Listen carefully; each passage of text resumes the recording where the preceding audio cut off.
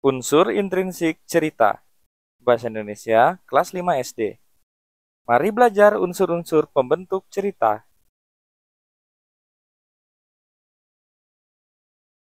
Apa itu unsur intrinsik? Unsur intrinsik adalah unsur-unsur pembentuk cerita yang berasal dari dalam cerita itu sendiri. Unsur-unsur ini saling berkaitan dan membentuk cerita yang utuh dan menarik.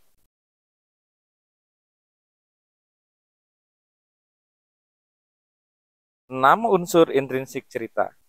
Yang pertama tokoh, yaitu pelaku atau karakter dalam cerita.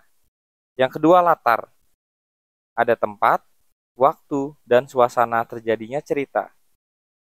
Yang ketiga alur, yaitu jalan cerita atau urutan peristiwa. Kemudian tema, yaitu ide pokok atau pesan utama cerita. Selanjutnya adalah amanat, yaitu pesan moral yang ingin disampaikan. Lalu, sudut pandang, cara pengarang menceritakan kisah.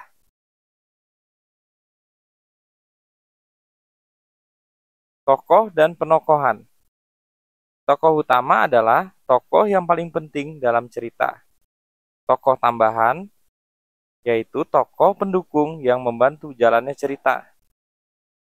Ada dua tokoh, yaitu yang pertama, tokoh protagonis. Adalah tokoh baik. Antagonis, yaitu tokoh jahat. Latar atau setting. Ada latar tempat, di mana cerita terjadi.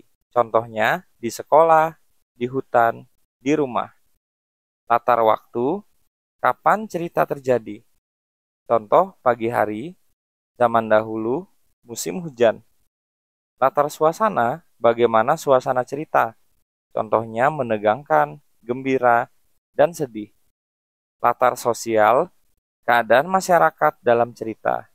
Contohnya, kehidupan desa atau keluarga kaya. Alur atau plot. Yang pertama, pengenalan atau eksposisi. Memperkenalkan tokoh, latar, dan situasi awal cerita. Yang kedua, munculnya masalah. Konflik atau masalah mulai muncul dalam cerita. Yang ketiga, puncak masalah atau klimaks. Bagian paling menegangkan atau penting dalam cerita. Yang keempat, penyelesaian masalah. Konflik mulai diselesaikan dan ketegangan mereda. Yang terakhir atau yang kelima adalah penutup atau resolusi. Akhir cerita dan nasib para tokoh.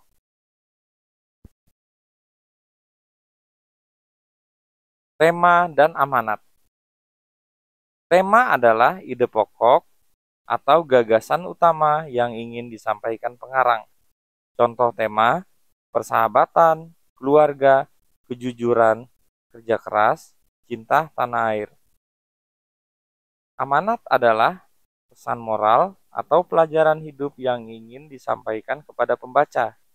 Contoh amanat, kejujuran adalah kunci kebahagiaan. Kerja keras akan membuahkan hasil. Persahabatan sejati tidak mengenal perbedaan. Sudut pandang. Ada dua sudut pandang. Yang pertama, orang pertama dan orang ketiga. Yang pertama, orang pertama. Pengarang menggunakan kata ganti aku, saya, ku. Contoh, aku berjalan menuju sekolah dengan perasaan gembira. Hatiku berdebar-debar karena hari ini adalah hari pertama masuk sekolah.